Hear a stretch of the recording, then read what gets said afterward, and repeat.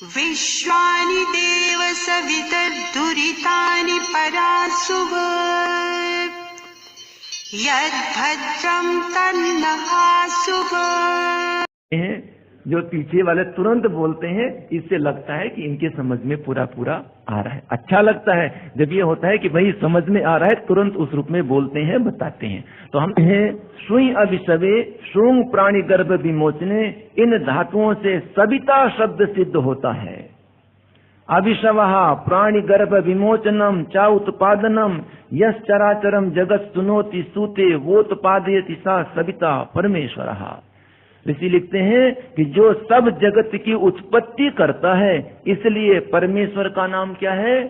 सविता है। इसलिए सवितु का अर्थ क्या करते हैं हम? सकल जगत की उत्पत्ति करने वाले का। आगे कहते हैं दिव क्रीड़ा बिजिगीसा व्यवहार द्युति स्तुति मोद मद स्वप्न कांति गतिषु, इस धातु से देव शब्द सिद्ध होता है। ये देव कहते हैं क्रीड़ा, जो शुद्ध जगत को क्रीड़ा कराने, इस जगत को क्या कराने? क्रीड़ा कराने। शुद्ध जगत का अर्थ ये है जो प्रकृति है मूल, उसमें तो क्रीड़ा होगी नहीं, वो तो साम्यावस्था है। और उसके बाद में जो विकृति होती है उसमें क्रीड़ा होती है, उसमें गति होती है, यहां उसी से है। बिजिगीषा धार्मिकों को जिताने की इच्छा युक्त व्यवहार, सब चेष्टा के साधनोपसाधनों का दाता। धार्मिकों को जिताने की इच्छा युक्त व्यवहार, सब चेष्टा के साधनोपसाधनों का दाता है परमेश्वर। बिजिगीषा का अर्थ वैसे जिताने वाला है, जीतने की भावना वाला है। तो परमपिता परमेश्वर क्या चाहता है? किनकी जीत हो? अधार्मिकों की कि अधार्मिकों की? किनकी जीत हो? तो परमेश्वर क्या हाथ से रोक देगा अधार्मिकों को? नहीं, लेकिन धार्मिकों को बुद्धि देगा, धार्मिकों को बल देगा। लेकिन अगर धार्मिक लोग उसे ग्रहण ना करें तो अधार्मिक लोग जीत जाएंगे, और जब कभी धार्मिक लोग इसको ग्रहण कर लेंगे तो ये जीत जाएंगे। क्योंकि कर्म करने में सभी क्या हैं? स्वतंत्र हैं, चाहे अच्छा करें चाहे बुरा। लेकिन धार्मिकों को प्रेरणा जरूर करेगा, ऋषि भी प्रेरणा कर रहे हैं और परमपिता परमेश्वर भी प्रेरणा करता है कि जिससे वो जीत जाए, और इसके साधन और उपसाधन को देने वाला है। कहते हैं द्युति स्वयं प्रकाश स्वरूप, सबका प्रकाशक है। कहते हैं स्तुति प्रशंसा के योग्य। कहते हैं मोद आप आनंद स्वरूप और दूसरों को आनंद देने हारा। मद कहते हैं मदोन्मत्तों का ताड़ने हारा है। अतः जो मद से उन्मत्त है ना, नाश तो उनका भी होता है। बड़े बड़े आए जो बलवान थे, परमेश्वर को नहीं मानते थे, बड़े अत्याचार किए, क्या वो रह गए इस धरती पर?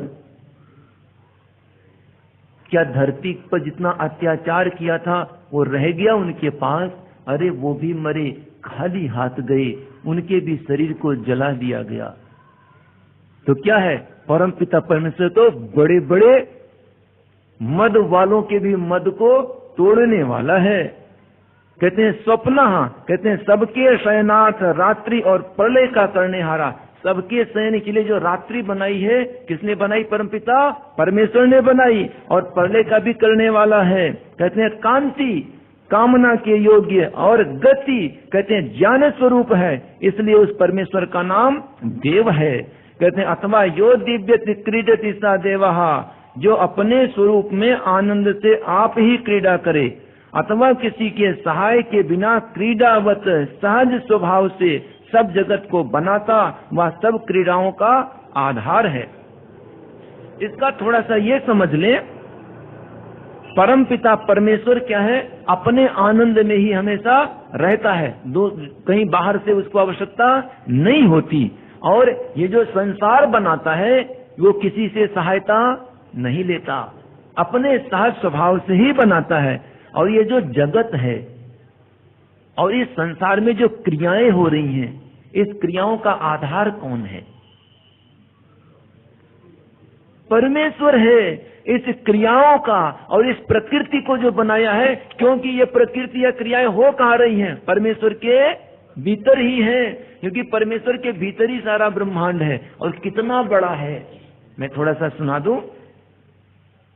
कहते हैं एतावानस्य महिमा तो ज्यायांश पुरुषः पादोवस्य विश्वाभूतानि त्रिपादस्यामृतम दिवी। मैं तो मानता हूं कि जो ऋषिवर ने यहाँ ईश्वर के नामों की व्याख्या लिखी है, एक एक नाम पर कम से कम एक एक सप्ताह तो बोल ही सकता हूं।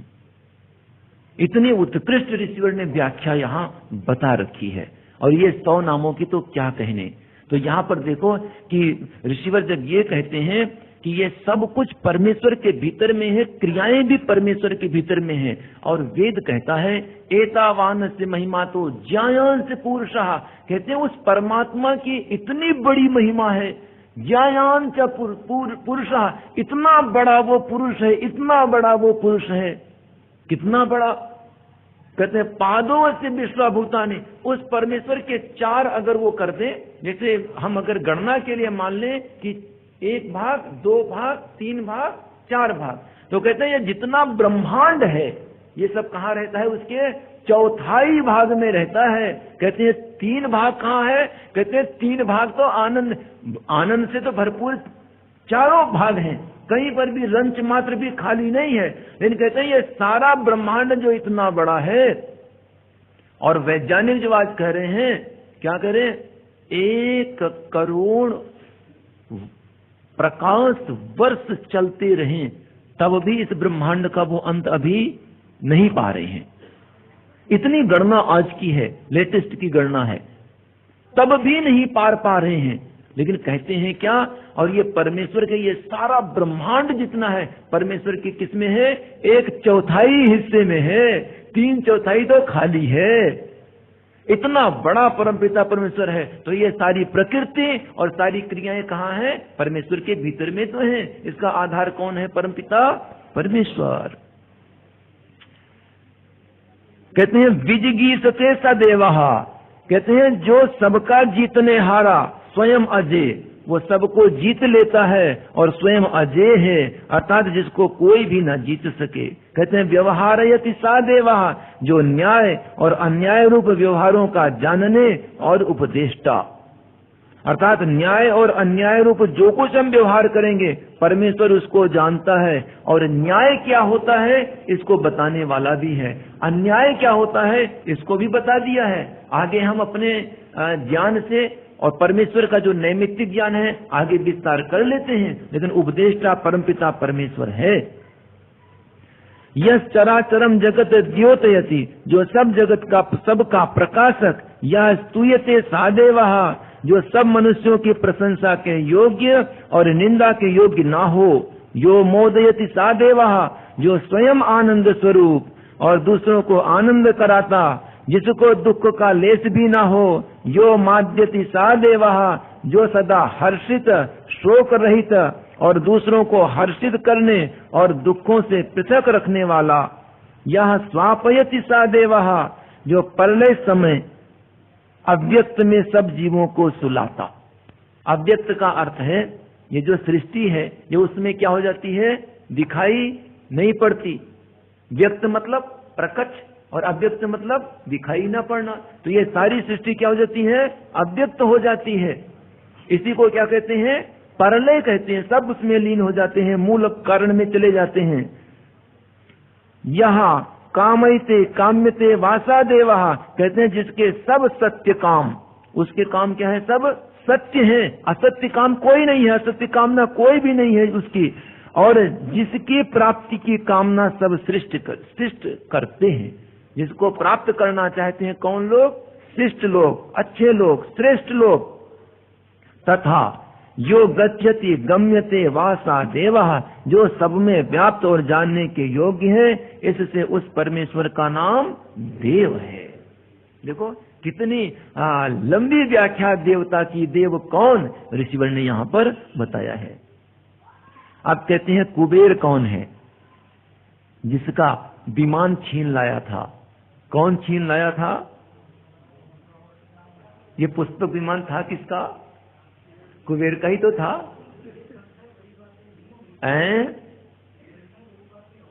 रिसीवर ने कहा था वक्ता के तात्पर्य, आसक्ति, आकांक्षा और योग्यता को जानना चाहिए। और आपको एक और बता दूं कि आज दिन में लोगों ने मुझसे कहा भी था कि आचार्य जी यहाँ पर कुछ पौराणिक विचारधारा के लोग भी आते हैं, इसलिए ऐसा बता दीजिएगा तो क्या पता उनमें बुद्धिमती भी हैं, बुद्धिमान भी हैं, वो सत्य को ग्रहण कर लें और सत्य को छोड़ दें। कि कुबेर, तो कहते हैं इस धातु से कुबेर शब्द सिद्ध होता है, कुबी आच्छादने से। यह सर्वम कुंभती स्व व्याप्त्या आच्छादयति सा कुबेरो जगदीश्वरः, जो अपनी व्याप्ति से सबका आच्छादन करे।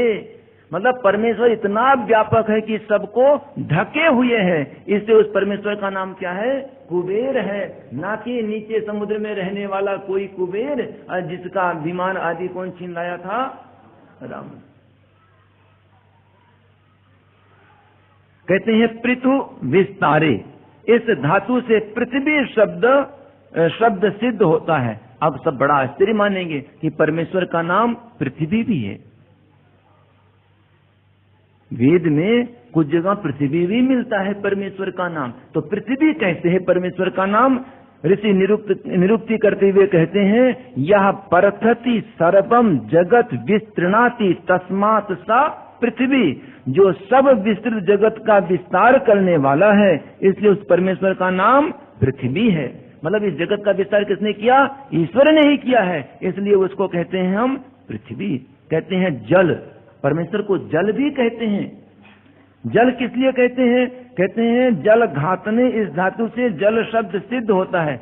जलति घातयति दुष्टान संघातयति अव्यक्त परमाणुवादीन तद ब्रह्म जलम। कहते हैं जो दुष्टों का ताड़न और अव्यक्त तथा परमाणुओं का अन्योन्य संयोग व वियोग करता है, वह परमात्मा जल संज्ञक कहलाता है। दुष्टों को ताड़न करता है कौन? परमात्मा। और दुष्टों का ताड़न करता है। और अव्यक्त, अव्यक्त कहते हैं जो मूल प्रकृति है सत्व रजस तमस, उसका क्या करता है? संयोग कराता है। और उसके आगे जो परमाणु बनते हैं उनका भी संयोग कराता है। और जब प्रलय करता है तब क्या करता है? वियोग कराता है। इसलिए उस परमात्मा को क्या कहते हैं? जल कहते हैं। आकाश, परमेश्वर को आकाश भी कहते हैं। देखो जिसको इन व्युत्पत्तियों का पता नहीं, वो तो कहेगा कि आकाश परमेश्वर का नाम हो ही नहीं सकता, वो तो कहेगा जल परमेश्वर का नाम हो ही नहीं सकता, वो तो कहेगा पृथ्वी तो परमेश्वर का नाम हो ही नहीं सकता। हीरा सिंह जी के लिए नहीं बात है। हाँ, जनयति लाती वाला कर रखा है, उनमें भी कोई वो नहीं है, वो भी जल की व्युत्पत्ति है, उससे भी परमात्मा का नाम जल सिद्ध होता है। ठीक है, आगे है आकाश।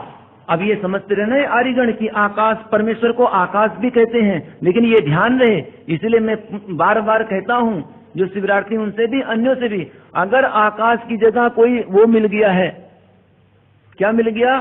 आकाश की जगह परमेश्वर का गुण मिल गया कोई ना कोई, कि दयालु आकाश, ठीक है, या मिल गया आनंद का आनंद आकाश मिल गया, तभी मानना कि परमेश्वर का नाम है, कोई ना कोई विशेषण होगा। और अगर ये मिल गया शब्द गुण वाला आकाश, तब परमेश्वर का नाम मत कहना, तब वो होगा प्रकृति का।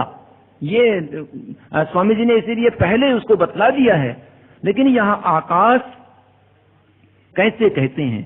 कहते हैं काश्री दीप्तो, इस धातु से आकाश शब्द सिद्ध होता है। अर्थ करते हुए कहते हैं यह सर्वतः सर्वम जगत प्रकाशयति सा आकाशः, जो सब ओर से जगत का प्रकाशक है, इसलिए उस परमात्मा का नाम आकाश है। अधभक्षणे, इस धातु से अन्न शब्द सिद्ध होता है। इसको तो जल्दी नहीं मानेंगे, कहेंगे अन्न तो परमात्मा का हो ही नहीं सकता, भला अन्न नाम होगा परमेश्वर का। लेकिन देखो अन्न भी अधभक्षण से बनता है। ऋषिवर कहते हैं तैत्तरीयोपनिषद का प्रमाण देते हुए, अद्यते अत्ति च भूतानि तस्मादन्नम तदुच्यते अहमन्न महामन्न महामन्नम अहमन्नादो अहमन्नादो अहमन्नादः अत्ता चराचर ग्रहणात्। या व्यास मुनि कृत शारीरिक सूत्र है, शारीरक सूत्र है। जो सब जगत को भीतर रखने, सबको ग्रहण करने योग्य चराचर जगत का ग्रहण करने वाला है, इससे ईश्वर के अन्न, अन्नाद और अत्ता नाम है। ध्यान से देखो, यहाँ पर अर्थ में कर देता हूं अलग अलग करके। पहले बनाया है अद्यते अति। पहले यहां देख लो कि जो सबको भीतर रखने, जो सबको भीतर रखने वाला है, भीतर रखने वाले होने के कारण से उसको क्या कहते हैं? हम अन्न कहते हैं परमेश्वर को।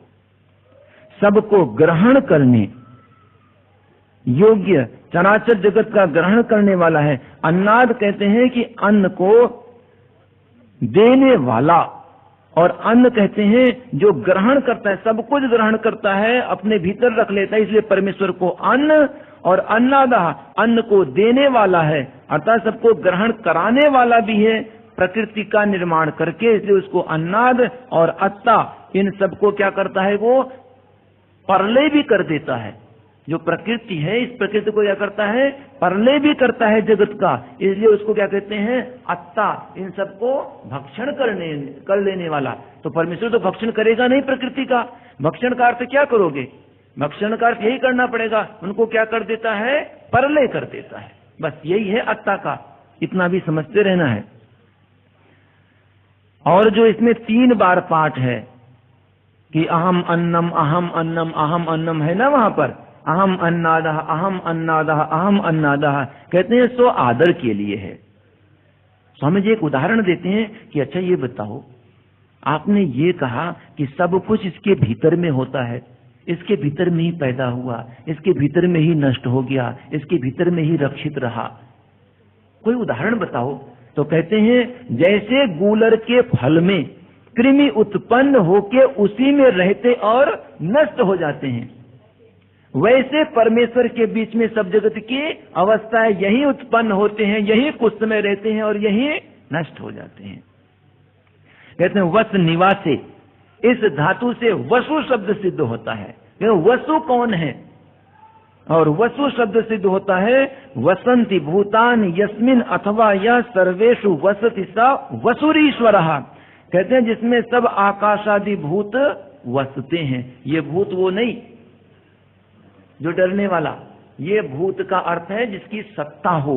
और कौन कौन है? आकाश, वायु, अग्नि, जल और पृथ्वी। ये आकाशादि भूत कहाँ रहते हैं? परमेश्वर में ही। और जो सब में वास कर रहा है और परमेश्वर भी इसके भीतर रह रहा है, इसलिए उस ईश्वर का नाम क्या है?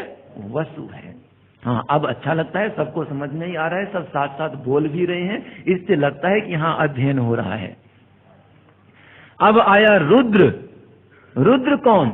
अब परमेश्वर का नाम रुद्र बताएंगे तो रुद्र कौन है? कहते हैं रुद्र अश्रु विमोचने, इस धातु से निच प्रत्यय होने से रुद्र शब्द सिद्ध होता है। कहते हैं यहाँ रोदयति अन्याय कारिणा जनान सा रुद्र। कहते हैं जो दुष्ट कर्म करने हारों को रुलाता है, इससे उस परमेश्वर का नाम रुद्र है। दुष्ट कर्म करने वालों को परमेश्वर दंड देगा, जो जैसा कर्म करेगा उसको फल तो देगा परमेश्वर। तो दुष्ट कर्म करने वालों को परमेश्वर क्या है? रुलाता है, इससे उसका नाम क्या है?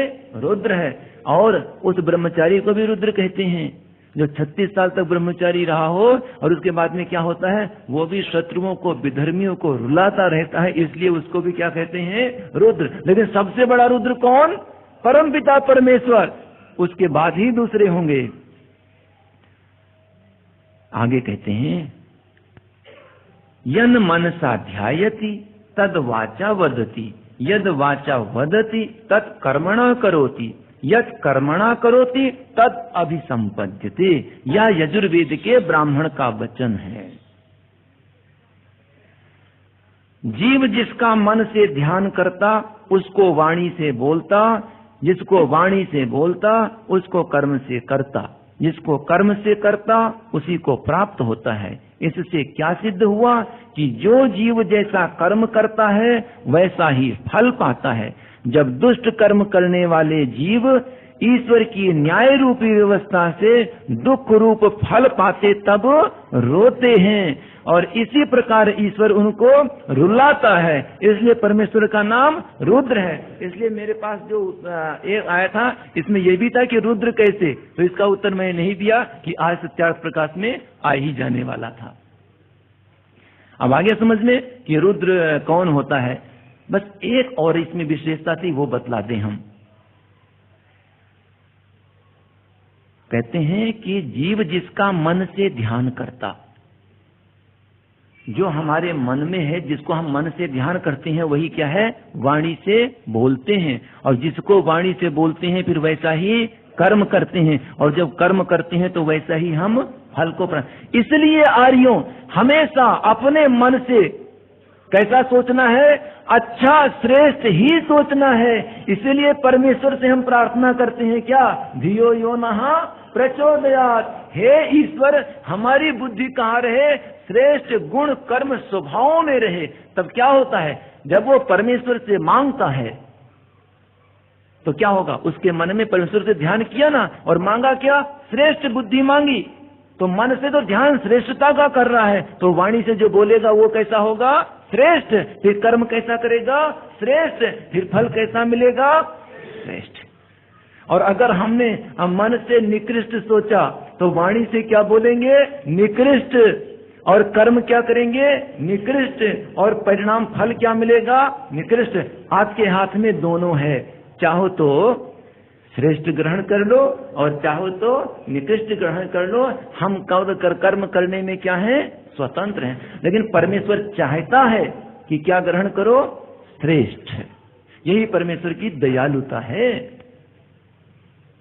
देखो ऋषिवर ने यहां पर इस प्रसंग को लिखा और इतना किया कि ऋषिगण जो होते हैं, ऋषि होते ही वो हैं कि जो दयालु होते हैं। क्यों, क्योंकि परमात्मा के गुणों को वो भी ग्रहण करते हैं। वो चाहते हैं कि प्रत्येक जीव सुखी हो। आपो नारा इति प्रोक्ता आपो वै नर सूनवः ता यदस्यायनम पूर्वम तेन नारायण स्मृतः। नारायण कहते ना लोग, नारायण भजमन नारायण नारायण, खूब देखा होगा आप लोगों ने। नारायण किसको मान लेते हैं, अधिकांश विष्णु को मानते हैं, लेकिन देखो नारायण कौन है। वहां तो अनेकों भगवान बना दिए, लेकिन परमपिता परमेश्वर क्या है, एक है, भगवान एक है। ये जो 100 भिन्न भिन्न नाम यहाँ ऋषिवर बता रहे हैं, हम ना समझ करके हमने भिन्न भिन्न कल्पना कर ली, हमने भिन्न भिन्न परिकल्पना कर ली। उसका परिणाम रहा कि हम अविद्या और अज्ञान में हो गए।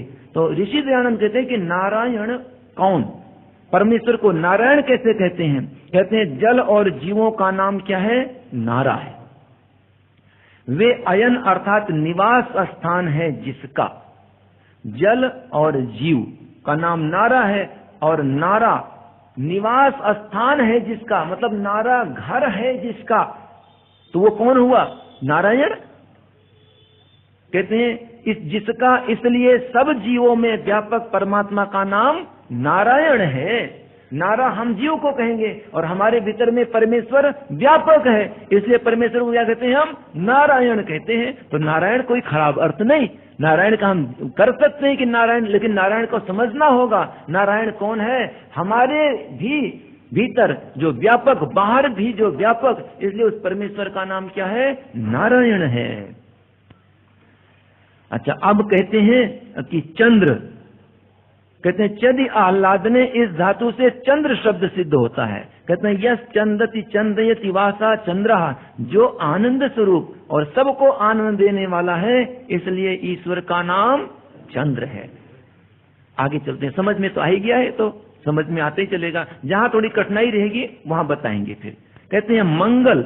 अब ये मत समझ लेना कि ये जो चंद्रमा दिखाई पड़ रहा है, ये मत कोई मान लेगा कि इसको क्या कहते हैं, भगवान कहते हैं इसको, ये मत मान लेना। यहाँ पर चंद्र उसको कहते हैं कि जो आनंद स्वरूप और सबको आनंद देने वाला है, इसलिए उस परमेश्वर को क्या कहते हैं, चंद्र कहते हैं। ये भी चंद्र है, ये जड़ है, परमेश्वर ने बनाया है। कहते हैं मगिगत्यर्थक, धातु से मंगे रलच, इस सूत्र से मंगल शब्द सिद्ध होता है। यो मंगति मंगयति वासा मंगलः, कहते हैं जो आप मंगल स्वरूप और सब जीवों के मंगल का कारण है, इसलिए उस परमेश्वर का नाम मंगल है। और लोग मंगल एक ग्रह भी है, वो भी मंगल है, वो जड़ है। और परमेश्वर क्या है? परमेश्वर भी मंगल है और मंगल स्वरूप है और सब जीवों के मंगल का कारण। हमारे मंगल का कारण कौन है? परमपिता परमेश्वर, इसलिए परमेश्वर को मंगल कहते हैं। इसके बाद में लोग कहते हैं मंगलम भगवान विष्णु, मंगलम गरुड़ध्वजः, मंगलम पुंडरीकाक्षः, मंगलायतनो हरि। स्वामी जी ने याद दिला दिया।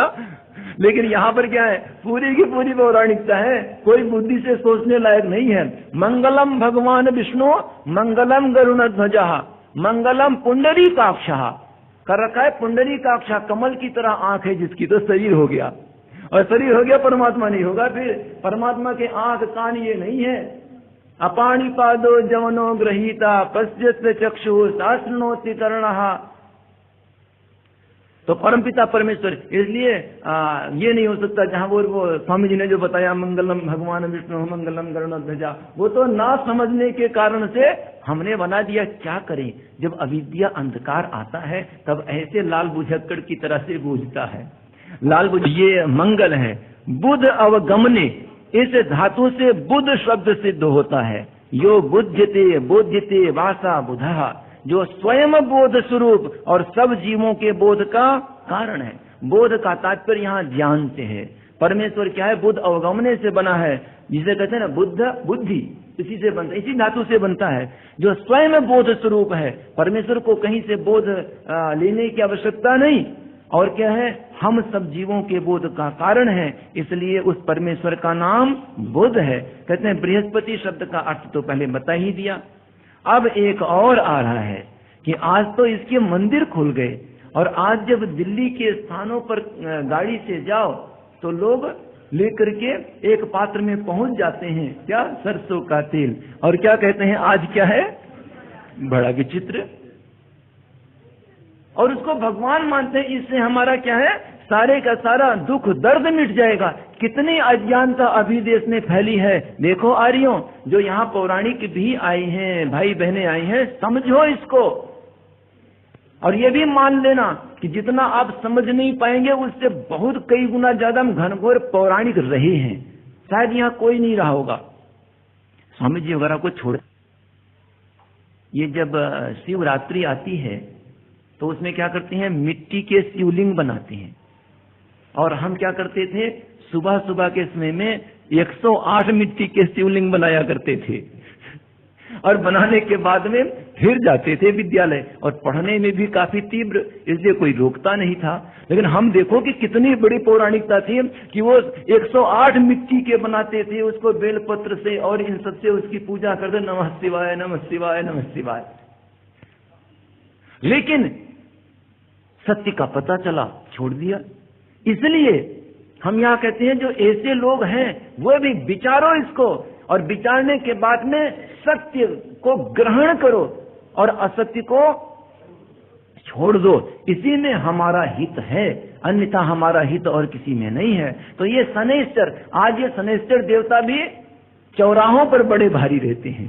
चौराहों पर सत्य परमेश्वर को शनिश्चर, और शुक्र आएगा, शनिश्चर भी आगे आएगा।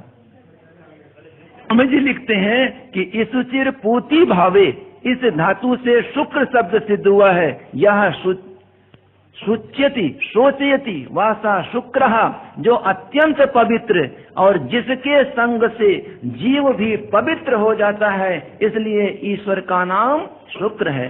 देखो परमेश्वर का जब साथ करेंगे तो हम भी क्या हो जाएंगे? पवित्र। क्यों? क्योंकि परमपिता परमेश्वर क्या है? अत्यंत पवित्र है। इसलिए ईश्वर को क्या कहते हैं? शुक्र कहते हैं। अब आ गए फिर शनिश्चर जी, कहते हैं चर गति भक्षणयोः, इस धातु से शनैश अव्यय उपपद होने से शनैश्चर शब्द सिद्ध होता है। कहते हैं यह शनैश्चरति सह शनैश्चरः, जो सब में सहज से प्राप्त धैर्यवान है। परमेश्वर क्या है? बड़े सहज से प्राप्त है, अर्थात सर्वव्यापक तो है ये हमारे, हमें कहीं दूर जाने की जरूरत नहीं है, जो सब में सहज से प्राप्त धैर्यवान है, इससे उस परमेश्वर का नाम क्या है? शनैश्वर। और हम अपने अज्ञान अविद्या से क्या बना बैठे शनैश्वर को। और एक और बता दूं रहस्य की बातें, ये जो चौराहों पर आता है, ऋषिवर लिखते हैं राह त्यागे, इस धातु से राहु शब्द सिद्ध होता है। अब राहु चढ़ गया और केतु चढ़ गया।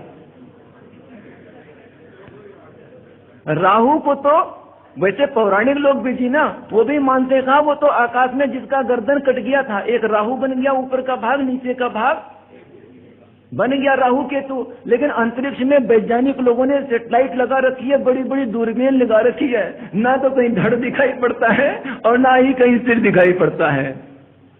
ये समझ ले उसमें रहा होगा। ये राहु केतु की भी कल्पनाएं जो समुद्र मंथन की हैं, हमारे अज्ञान और अविद्या की ही द्योतक हैं।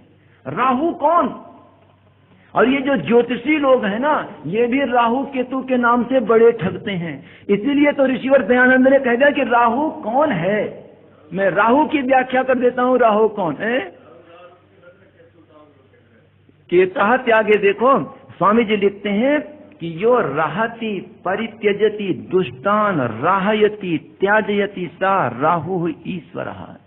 जो एकांत स्वरूप, जिसके स्वरूप में दूसरा पदार्थ संयुक्त नहीं, अर्थात परमेश्वर क्या है? चेतन स्वरूप ही है। इसके स्वरूप में कोई दूसरा पदार्थ नहीं है, चेतन स्वरूप है, केवल चेतन मात्र है परमपिता परमेश्वर, कोई दूसरा इसके साथ संयुक्त नहीं है। कैसे? जैसे पानी है ना, पानी में अगर नीचे से गर्म करो तो क्या मिल गया ना? गर्मी। बता दिया ना, क्या मिल गया? गर्मी आ गई ना। और गर्मी किसका गुण है? अग्नि का। नीचे